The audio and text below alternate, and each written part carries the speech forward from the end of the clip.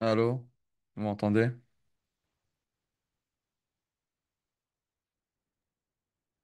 Coucou, ça va? Oui, bon. Oui, ça va et toi? Enfin oui, du coup, excuse. Euh, alors, donne une petite minute.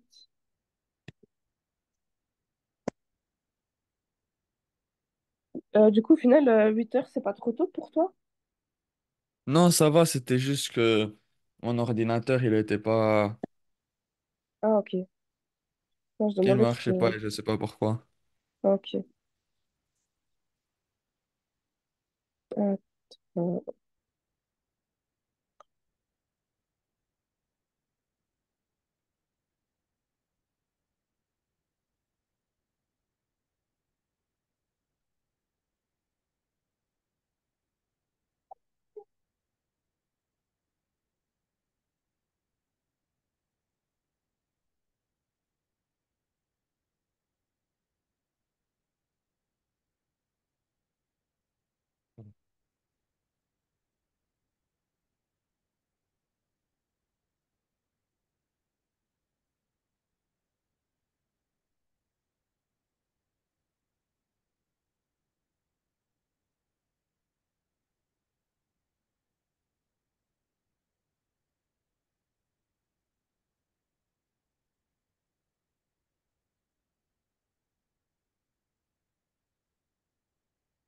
ok. Donc, tu me dis si tu vois l'écran.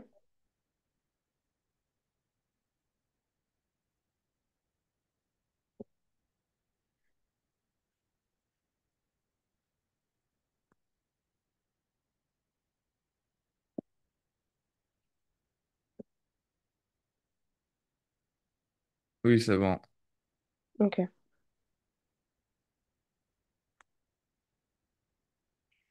Du coup, ah ouais, non, j'ai pas marqué, mais du coup, le cours, c'est sur la culture et tradition.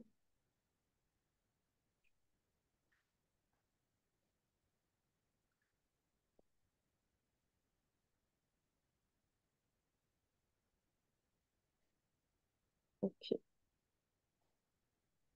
Du coup, c'est mieux comme ça parce que je peux modifier. Euh, Donc, du coup, dans un premier temps, on va avoir un peu de vocabulaire et ensuite les exercices. Du coup,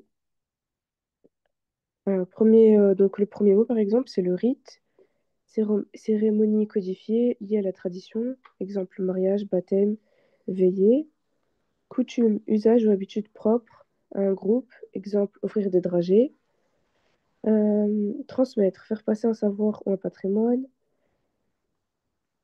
syncrétisme, mélange de traditions ou croyances de cultures différentes. Festivité, ambiance ou événement festif lié à une fête traditionnelle. Euh, donc, ritualiser, oups, donner un caractère rituel. Conservation ou préservation, maintenir vivant le patrimoine. Euh, Déclinaison d'un rite, différentes formes d'un même rituel dans diverses régions, pardon. Évolution, modernisation d'une tradition, adaptation au temps nouveau. Et enfin, transmission intergénérationnelle, appropriée par les jeunes via redéfinition. Du coup, est-ce qu'il y en a il y a des mots que tu connais pas, par exemple? Dans les mots de vocabulaire? Ou je sais pas, t'as des questions? C'est bon. Ok. Donc,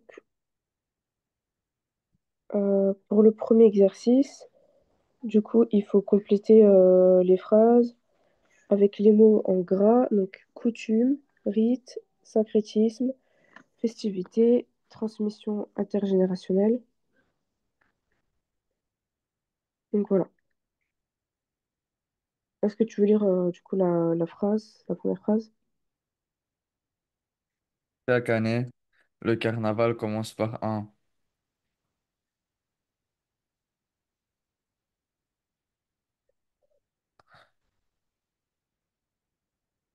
Par un coutume Alors, du ancestral. coup, vu que c'est un, ça va être un mot du coup masculin. Du coup, déjà, faut déjà Ah chercher un oui. mot masculin, donc ça nous donne déjà un indice.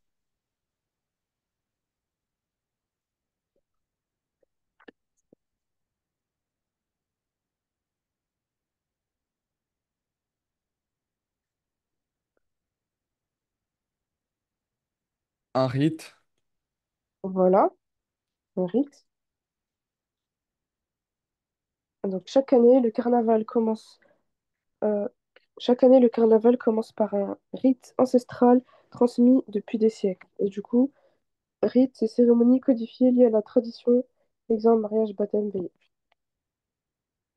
Oups, hop.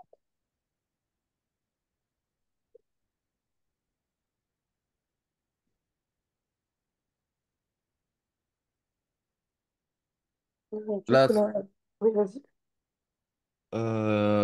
la, la transmission intergénérationnelle des traditions familiales garantit que le savoir voyage d'une génération à l'autre.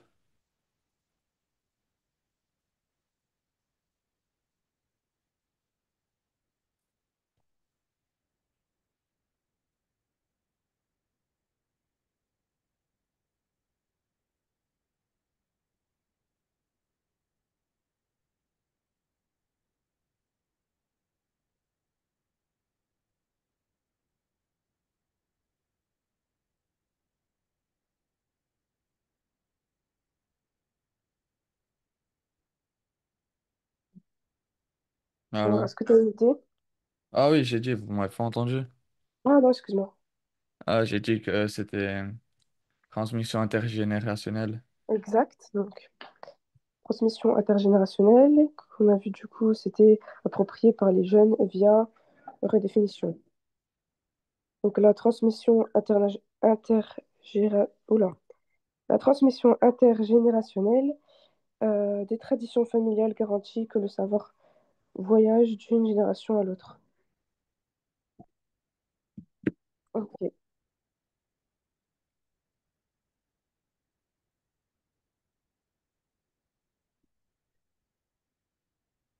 Mhm.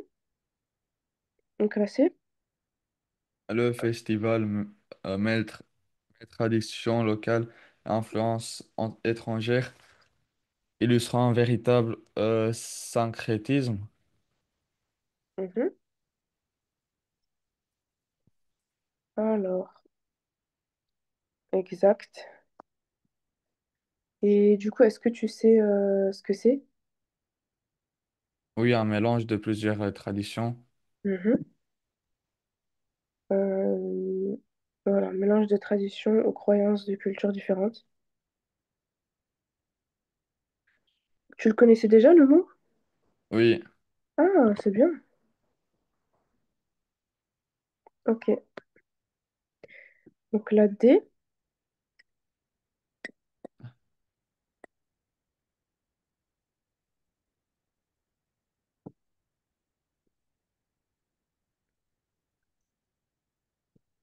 mais c'est juste, en haut, il y a 5 mots, il y a 6 mots, mais il y a que 5 phrases. 1, 2, 3, 4, 5. Ah non, c'est juste qu'en fait, transmission intergénérationnelle, ça Ah va. oui, oui.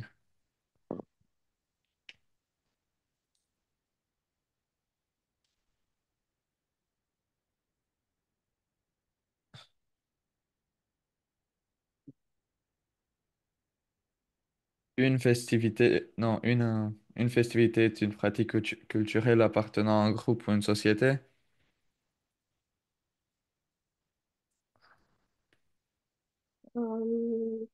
Alors, festivité est une pratique culturelle appartenant à un groupe ou une société. Hmm. Alors, bah non, du coup, c'est l'autre. Ah. Mais c'est une ou un coutume? C'est une coutume. Ah.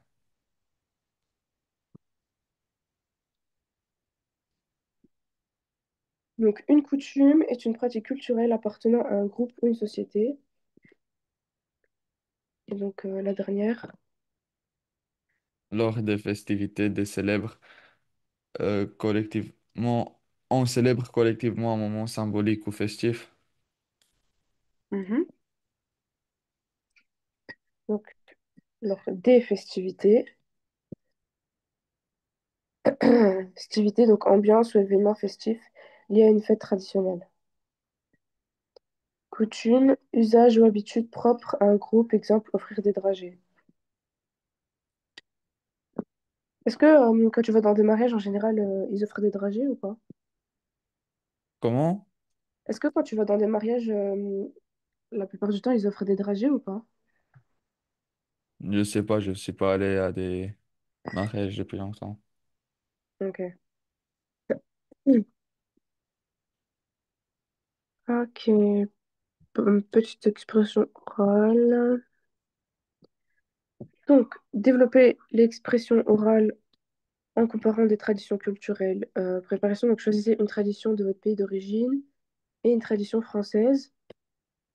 En 3 à 5 minutes, présentez les deux traditions en mettant en évidence leurs similitudes et différences. Euh, en gros, c'est juste un exemple. Est-ce que tu peux donner peut-être un exemple Parce que ton pays d'origine, c'est la Roumanie, c'est ça? Oui, Peut-être des choses qui sont différentes en Roumanie et par rapport à la France. Je sais pas si tu as des exemples comme ça qui sont un peu marquants, toi, qui t'ont pas vu bizarre quand tu es venu en France, ou t'as pas l'habitude, ou je sais pas.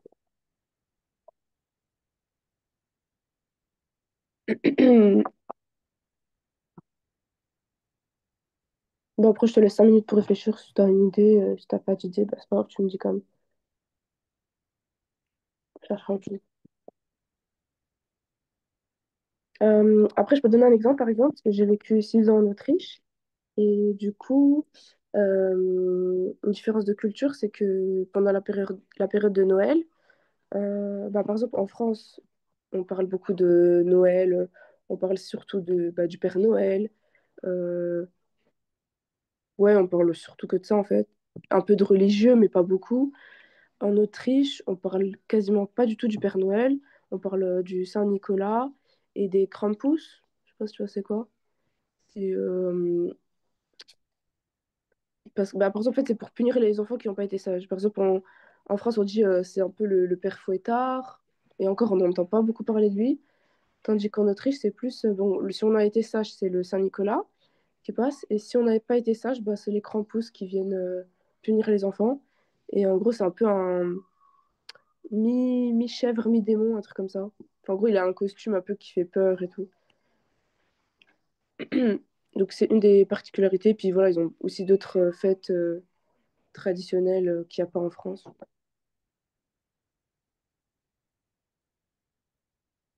Est-ce que peut-être tu as un exemple de ce type? je pense que c'est parce qu'en Roumanie, le 1er décembre, il y a la fête du pays Mhm. parce qu'ils sont devenus indépendants le 1er décembre. Ah, d'accord. Et du coup, je pense que c'est la seule différence. Parce qu'il y a Pâques aussi, mais il y a aussi en France. Mm. Et c'est Je tout, pense oui. qu'ils le font peut-être différemment. Parce que par exemple, en Autriche, mm, je crois qu'ils doivent descendre non, ou monter une espèce de d'arbre. Enfin, pas vraiment un arbre, mais une grande barre en bois qui symbolise, pas que je crois, enfin, je connais pas trop en vrai, mais. Et par exemple, là, je suis allée au Mexique en avril, donc c'était pendant Pâques du coup. Et pareil, ils célébraient bah, assez différemment, quoi. Ils étaient dans les rues, ils avaient une effigie, enfin une espèce de statue de Jésus, et ils marchaient en fait. C'était une espèce de marche jusqu'à l'église. Enfin, c'est quelque chose que j'avais jamais vu en France ou dans notre pays. Pourtant, c'est la même religion. Où? De quoi? Où? Au Ouais, Mexique. Mexique, à Mexico City. Oui.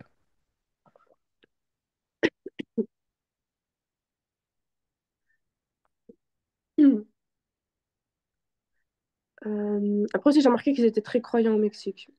Il y avait beaucoup de de rassemblement dans des lieux de culte, etc., dans des églises, etc.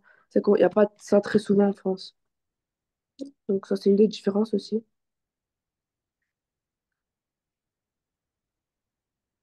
Et puis après, j'ai pas vu aussi, mais par exemple, il y a la fête des morts en novembre, enfin octobre, novembre. Donc par exemple, nous, on fête juste Halloween, mais sans... Il n'y a pas vraiment d'impact, enfin, c'est juste une petite fête comme ça, commerciale. Tandis que c'est vraiment une fête de croyance, etc., où bah, ils se déguisent, mais comme, entre guillemets, des morts, quoi. Enfin, un peu des squelettes, etc. Beaucoup de fleurs aussi. En fait, ils célèbrent les morts. Voilà. Est-ce que tu aurais d'autres exemples ou pas? Je sais pas. Vous m'entendez? Oui, Oui, c'est bon. Non, je pense pas qu'il y a d'autres trucs, d'autres différences. ok. Bon, bah, c'est pas grave. Hum, hum. Alors... Ah, je l'ai... Je suis à peu près là en double, la phrase.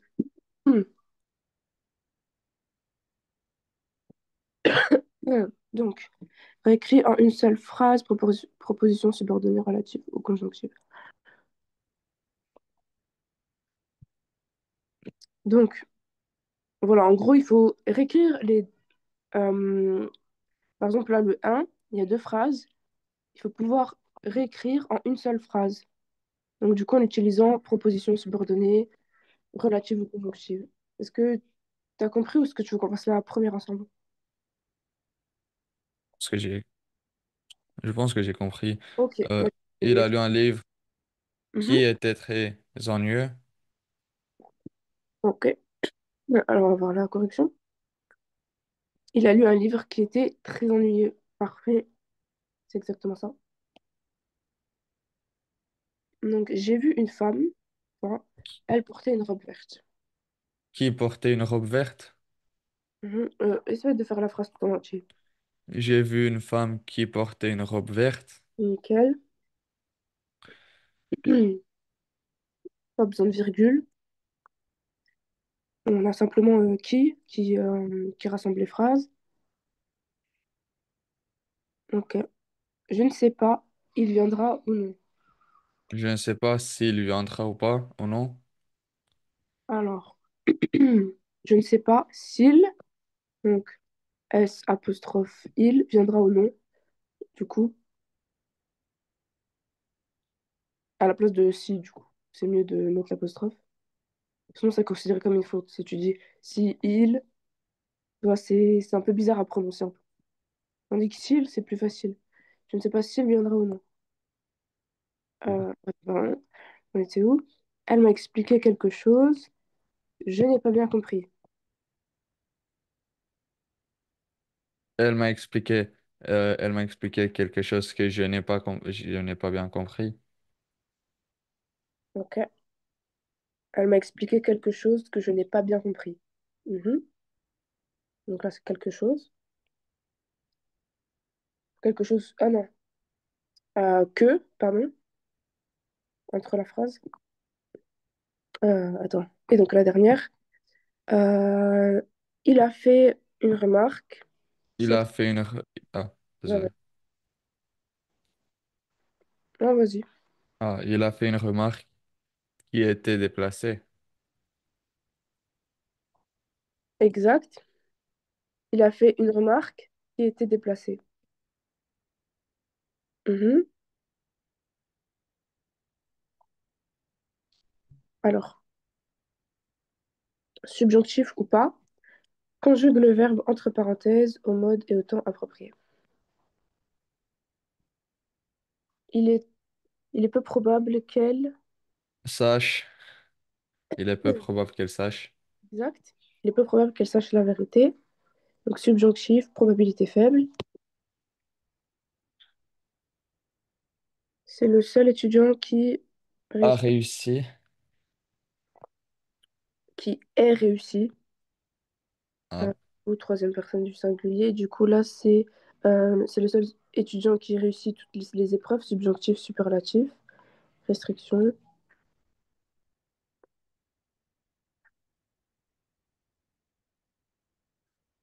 Je suis convaincu qu'ils faire de leur mieux.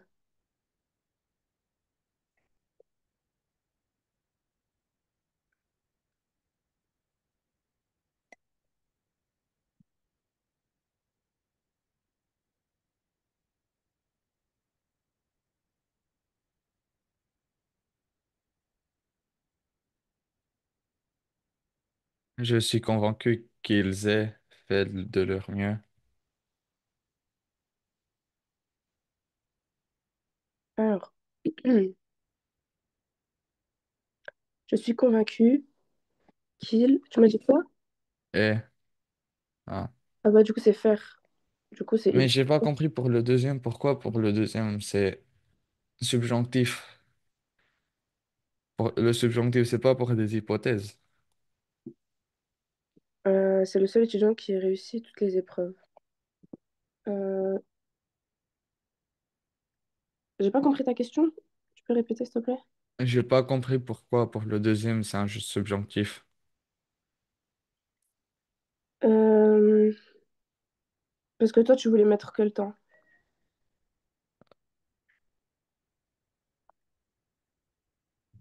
C'est quoi qui te semble? Passé composé, qui a réussi toutes les épreuves.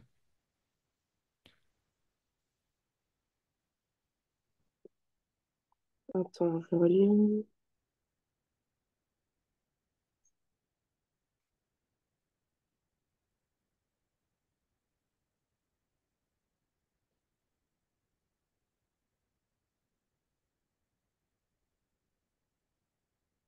Attends 2 minutes, hein, je relis mon corrigé.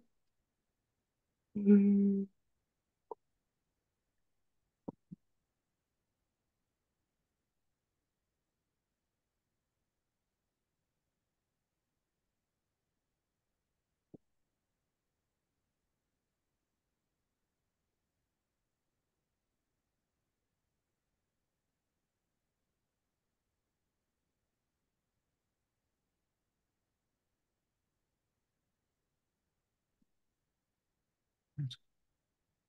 Bah déjà, parce que déjà c'est un superlatif. Parce que là ils disent c'est le seul étudiant. Donc ça veut dire qu'il y en a qu'un et il n'y en a pas d'autres qui ont réussi les épreuves.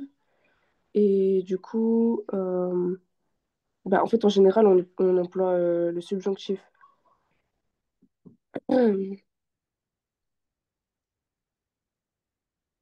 Mais après, si tu dis c'est le seul étudiant qui a réussi toutes les épreuves, bah, grammaticalement, la phrase elle est correcte aussi. C'est juste le sens qui est un peu légèrement différent, mais les deux sont corrects en fait. Si tu utilises le passé composé, c'est pas faux quoi.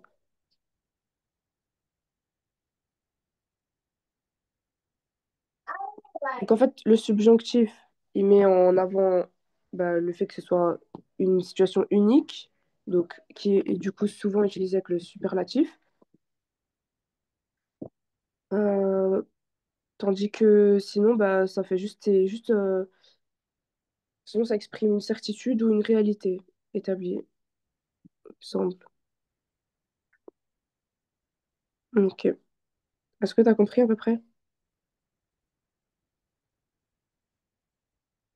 Parce que c'est Oui. vrai que les essais, il est marqué subjonctif ou pas. Donc en fait, est-ce que tu peux utiliser subjonctif ou pas? Mais après, tu peux ne pas l'utiliser, mais c'est vrai que si on a possibilité de l'utiliser, c'est mieux de l'utiliser. C'est juste ça en fait. Euh, donc voilà, la 3 je crois qu'on l'avait fait, je suis convaincue. Ouais, je suis convaincue qu'ils font de leur mieux. Donc ça, c'est l'indicatif du coup. Certitude, pardon. Mince, on en était où? Il semble. Du coup, la 4. Bon, il me semble que tu, il me semble que tu as tort. Exact. Donc c'est indicatif. Il me semble que tu as tort. Tournure impersonnelle, mais fréquente à l'indicatif. Oups.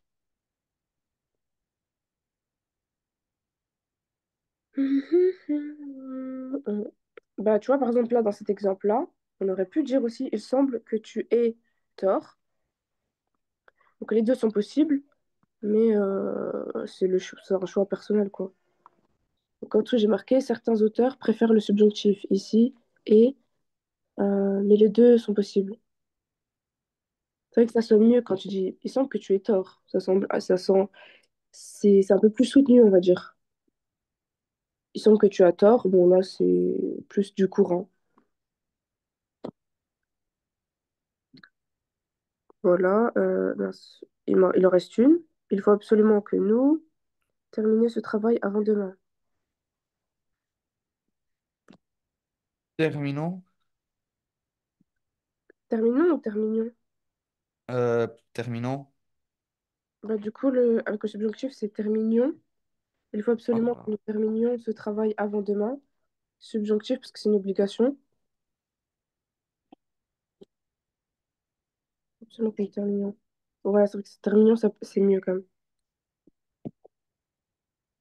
mais Oh. du coup, c'est imparfait ou c'est subjonctif? Lequel? Terminons. C'est subjonctif. Mais on utilise quand le subjonctif? C'est pas que pour les hypothèses. Bah non, là, parce que là, c'est l'obligation. Avant, la première phrase, c'était probabilité. Ensuite, la deuxième phrase, c'était superlatif. Parce que, par exemple, les terminaisons de subjonctif présent, c'est je. Après, à la fin, c'est e. Quand c'est tu, c'est es. Quand c'est il, elle, c'est e. Quand c'est nous, c'est ion, I-O-N-S. Quand c'est vous, c'est I-E-Z. Et il, elle, pluriel, c'est E-N-T.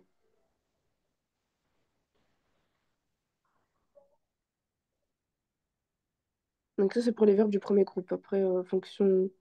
Mais en général, c'est pareil. Même pour les deuxièmes groupes ou le troisième groupe, bah, forcément, il y a des exceptions, mais là, c'est le subjonctif présent.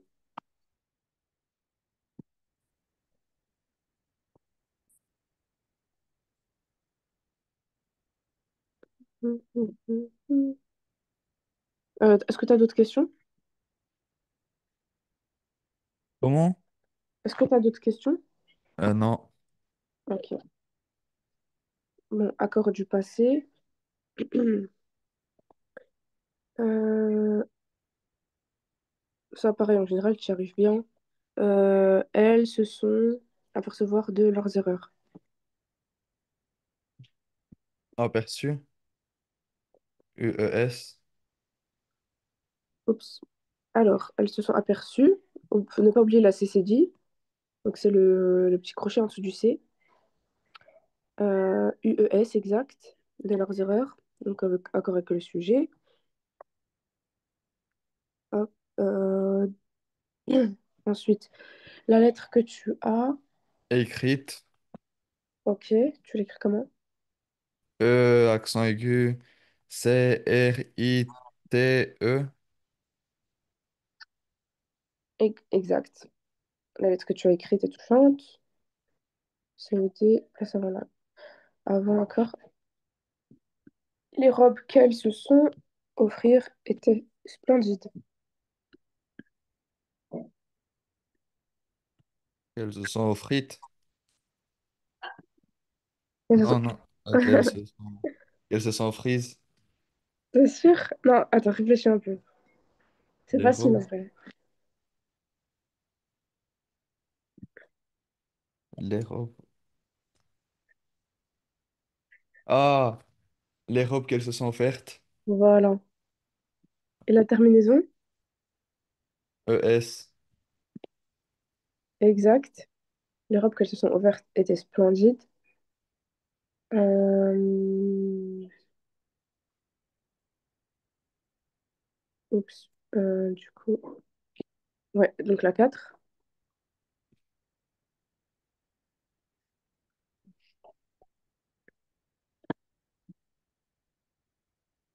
Il s'est tordu. La cheville en courant. Mhm. Et c'est quoi la terminaison? U. Exact. Il s'est tordu la cheville en courant, cheville, COD, placé après, masculin singulier. Hop.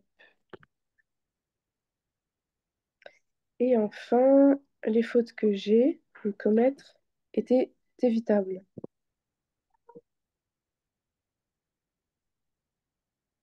Les fautes que j'ai commises, Mhm. Les fautes que j'ai commises étaient inévitables. Donc, COD placé avant, accord, ES à la fin. Là, il faut simplement choisir entre l'infinitif ou le participe présent. Oups.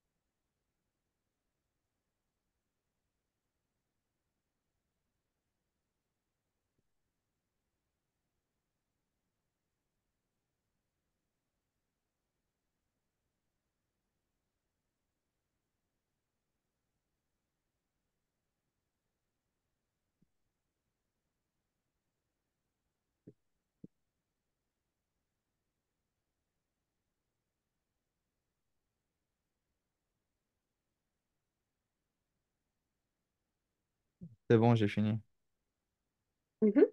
En voyant ce film, j'ai pensé à toi. Exact. Il est parti sans me dire. Euh, Attends, donc du coup, en voyant ce film, je pense à toi. Euh, donc ça, c'est du gérondif, donc partie présent. Il est parti sans me dire. Là, c'est l'infinitif. Après ça. Je l'ai entendu chanter dans sa chambre. Mhm. Infinitif. Après verbe de perception. Ce tableau, c'est un vrai chef-d'œuvre. Il mérite d'être admiré. Et du coup, admirer, c'est quoi la terminaison? Il mérite d'être admiré au accent aigu. Exact. En sachant, Oups. plus tu comprendras mieux. Mhm. Et comment tu arrives à savoir pour l'avant-dernière phrase, admirer, c'est quoi la Parce que terminaison? c'est être. Ouais, ok. Moi, j'avais un moyen mémotechnique de me rappeler. Je mettais à la place un verbe du troisième groupe, par exemple. Il mérite Oui, d'être, mordre. Notre classe, elle voilà, fait avec ou, mordre, mordu. ou vendre, tu vois. Il mérite d'être vendre, ça va pas, donc c'est vendu. Donc là, ça veut dire que c'est pas l'infinitif, du coup. Mais ouais, c'est bien. Mm.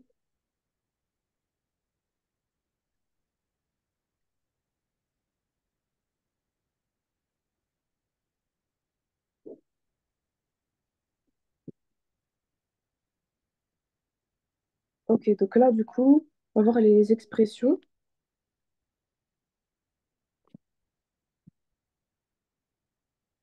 quelques expressions idiomatiques. Bah, tu peux toutes les lire et si tu en connais quelques-unes, faut me dire.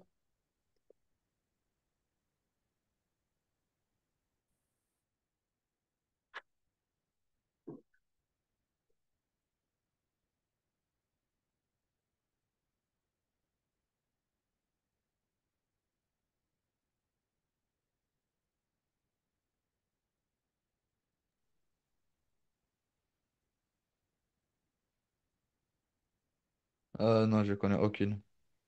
Ouais. Ouais, c'est pas grave, on va les voir ensemble. Alors,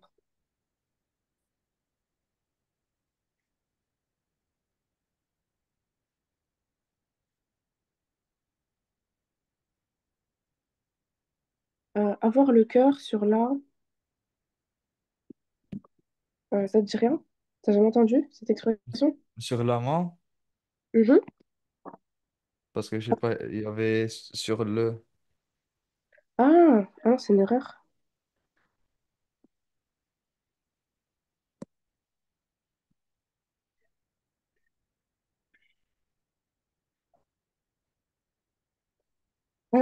Donc, avoir le cœur sur la main. Ensuite, oula. Donc, la signification, c'est être généreux, avoir une grande bonté. Ensuite, faire la pluie. Oh là là. Et le...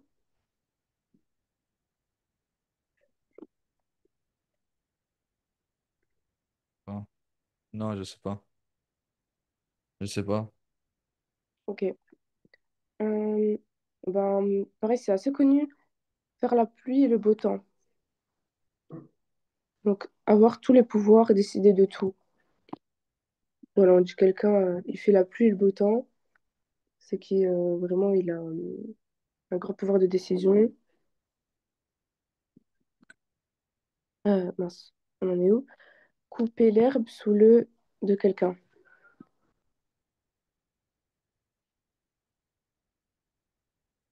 Je pense que j'ai déjà entendu, mais je sais pas ce que ça veut dire. Couper l'herbe sous le pied de quelqu'un. Voilà, couper l'herbe sous le pied. Alors, bah, ça veut dire un peu ce qu'on peut imaginer. En fait, c'est donc dévancer quelqu'un, le priver d'un avantage.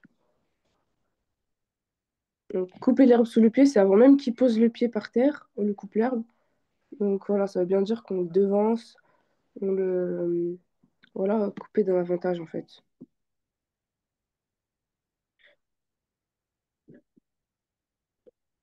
Ok, ensuite pour la suivante. Ah.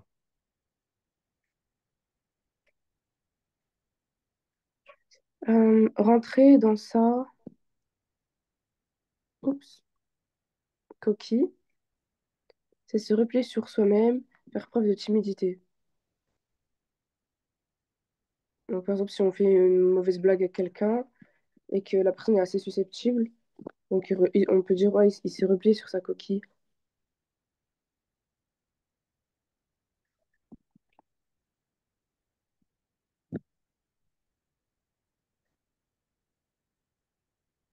Oups, non, ça c'est après. Euh, ok. Ok. Ah oui, la dernière. C'est la goutte d'eau qui fait déborder le. Ça, c'est aussi très connu. Vase. Ouais. C'est un peu qu'on a franchi la limite, quoi. C'est la goutte d'eau qui fait déborder le vase. Situation, c'est un élément de trop qui rend une situation intolérable. Donc, c'est par exemple quand on a déjà beaucoup de soucis et que là, on rajoute une couche. Voilà, on dit c'est la goutte d'eau qui fait déborder le vase. Parce que le vase est déjà plein et on en rajoute en fait. Ok, on va plus passer à l'expression écrite. Donc, pareil sur le thème des traditions. Donc, là, c'est comme si on avait un sujet enfin, qu'on doit écrire une rédaction en fait. Donc, on a une introduction, développement, deux parties, conclusion, et ensuite avec des petites questions. Donc, les traditions sont-elles un frein ou un moteur dans notre société moderne? Introduction. Si tu veux, je commence à lire l'introduction et après tu peux continuer. Alors, les traditions, héritage transmis de génération en génération, façonnent notre identité et nos comportements. Cependant, dans un monde en constante évolution, leur place est souvent remise en question. Sont-elles un frein à l'innovation ou un moteur de cohésion sociale? Donc, partie 2 développement. Si tu veux continuer, je t'en... Les traditions comme frein à la modernité, les Ouais, traditions peuvent parfois ça, c'est entraver ça. Le progrès en imposant des normes rigides, par exemple dans certaines cultures, des pratiques comme le mariage arrangé ou les rôles de genre stricts limitent les libertés individuelles. De plus, l'attachement excessif aux coutumes peut freiner l'adoption de nouvelles idées et technologies. Les traditions comme moteur de cohésion sociale. En Mhm. revanche, les traditions jouent un rôle essentiel dans la préservation de l'identité collective. Elles renforcent les liens sociaux lors de célébrations comme les fêtes nationales ou les rituels familiaux. Ces moments partagés favorisent le sentiment d'appartenance et la solidarité au sein de la communauté. Et enfin, conclusion. Ainsi, les traditions ne sont ni intrinsèquement bonnes ni mauvaises. Elles doivent être adaptées aux réalités contemporaines pour enrichir notre société sans l'entraver. Une réflexion constante sur leur pertinence et leur évolution est nécessaire pour qu'elles demeurent un atout dans un monde en perpétuelle transformation. Mhm. Alors, est-ce que tu as des questions? Ça veut dire quoi intrinsèquement? Alors, c'est un adverbe du coup, de manière intrinsèque, donc ça veut dire en soi, par nature, dans son essence. Donc, ainsi, les traditions ne sont ni hum, par nature bonnes ni mauvaises, par exemple. C'est vrai que on l'utilise assez rarement, hein, cet adverbe, hein. Intrinsèquement bonne. Ouais. Et sinon, d'autres mots?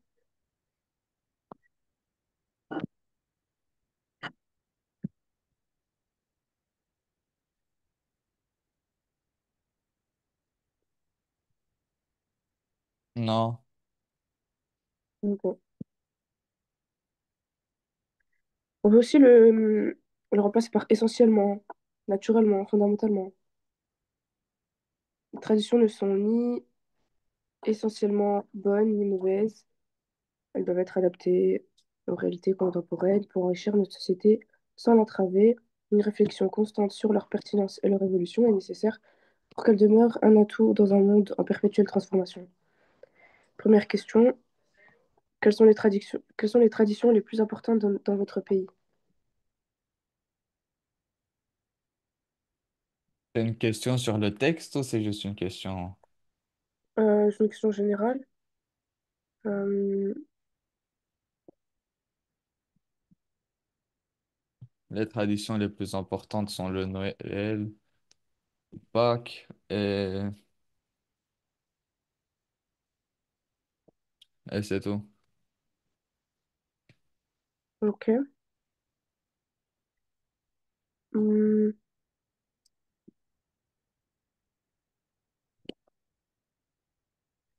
ouais, donc finalement, bah, enfin, tu vois, les questions, c'est plus personnel que sur le texte, parce que le texte, c'est plus une définition générale. Ouais, c'est plus une réflexion, en fait, personnelle. Donc, par exemple, comment célébrez-vous les fêtes de fin d'année, par exemple? Ouais, il me semble que Non, tu m'avais pas dit, tu m'avais dit pour le 1er décembre. Mais du coup, est-ce que tu célèbres comme en France, les fêtes des fins d'année? Oui, c'est la même chose. Ah, c'est exactement la même chose. Oui. Ok.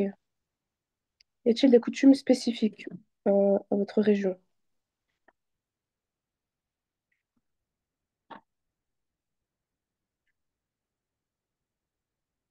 Euh,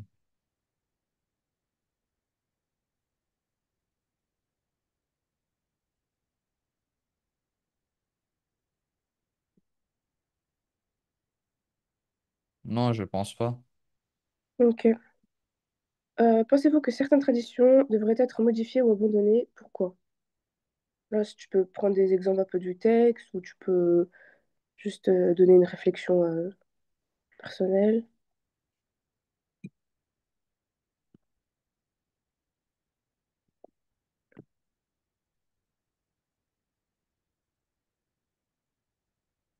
Il y a certaines traditions très anciennes qui empêchent de faire, de se développer Mhm. et ils restent à la base comme enfin, je connais pas des traditions comme ça, Mhm.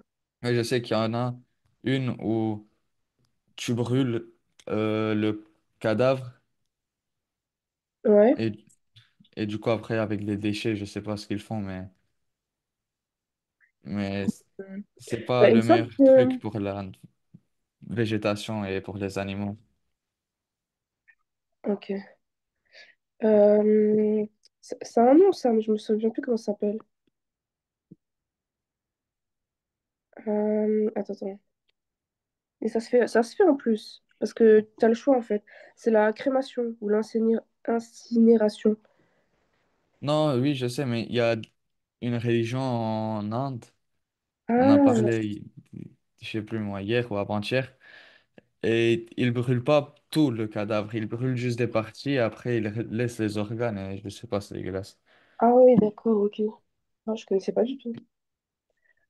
Ok. Ouais, c'est vrai que l'Inde, c'est un pays qui est très connu pour ses traditions, etc. Par contre, celle-là, je la connaissais pas. Mais je sais que ouais, ils ont une tradition très ancrée. C'est le mariage un peu entre guillemets forcé, enfin, où c'est les parents qui choisissent en fait. Après, ça se fait aussi dans d'autres pays, mais c'est vrai que ça se fait beaucoup là-bas. Et c'est un, je crois, un des pays au monde où il y a où où le taux de divorce est le plus faible. C'est-à-dire, une fois qu'ils se marient, dans leur culture, c'est très très mal vu de divorcer. Malgré s'il y a des problèmes ou des choses comme ça se fait pas, quoi. Donc, pensez-vous que certaines traditions devraient être modifiées ou abandonnées? Pourquoi? Bon, tu as déjà répondu, du coup. Comment les jeunes perçoivent-ils les traditions par rapport aux générations précédentes?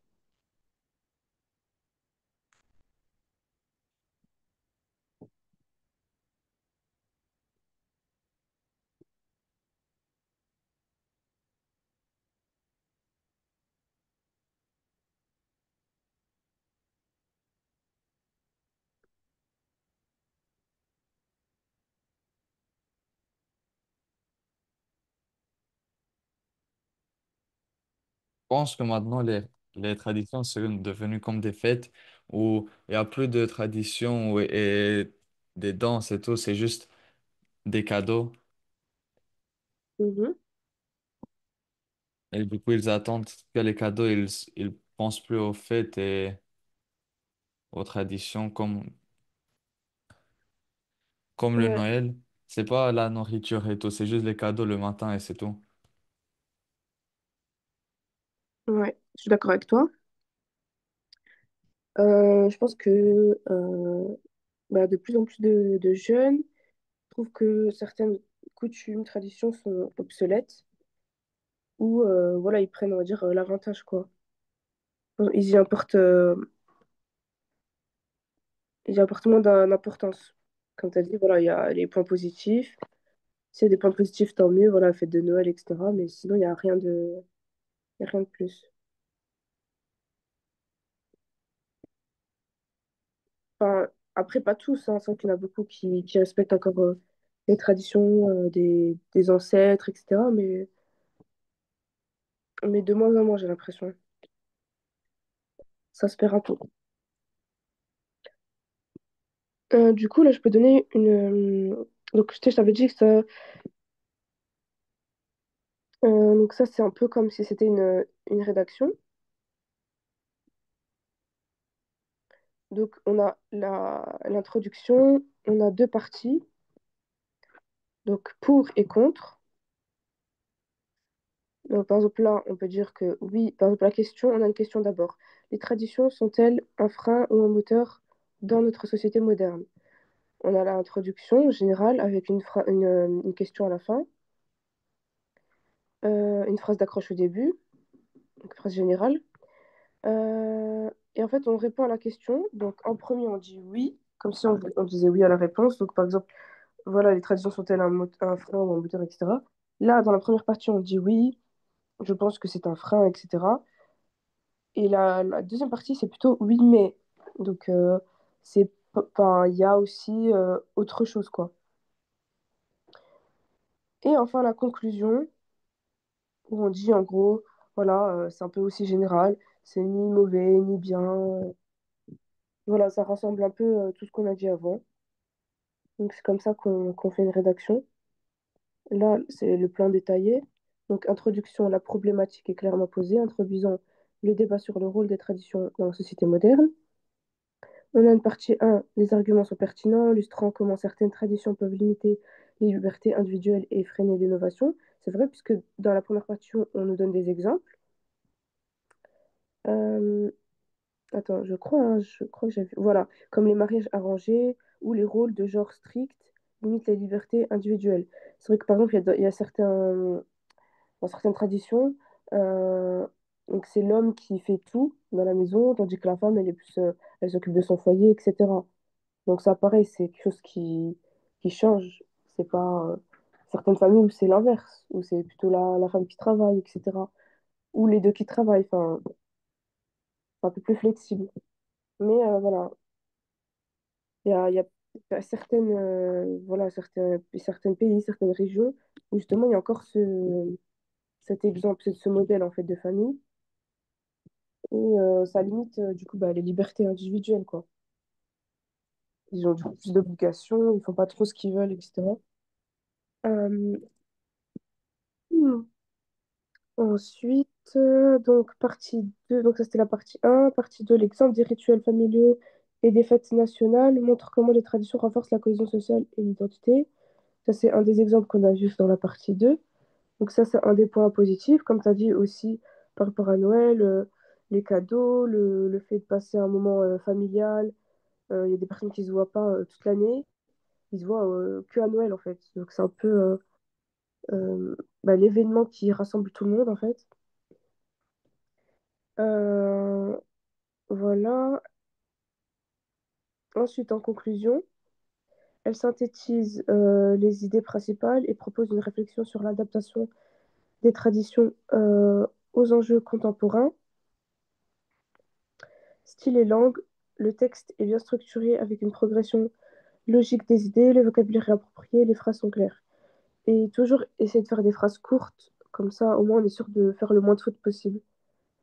Cette fois c'est compliqué parce qu'on a envie d'écrire et écrire, mais plus on fait une phrase longue et on a des chances d'avoir des fautes en fait.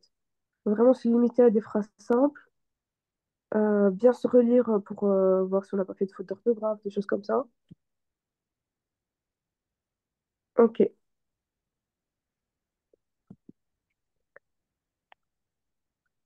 donc voilà. Est-ce que tu as des questions?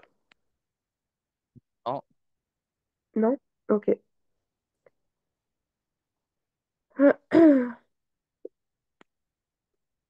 Donc bah, du coup, pareil, je t'envoie le document avec les mots de vocabulaire si tu veux relire. Et voilà. Tac.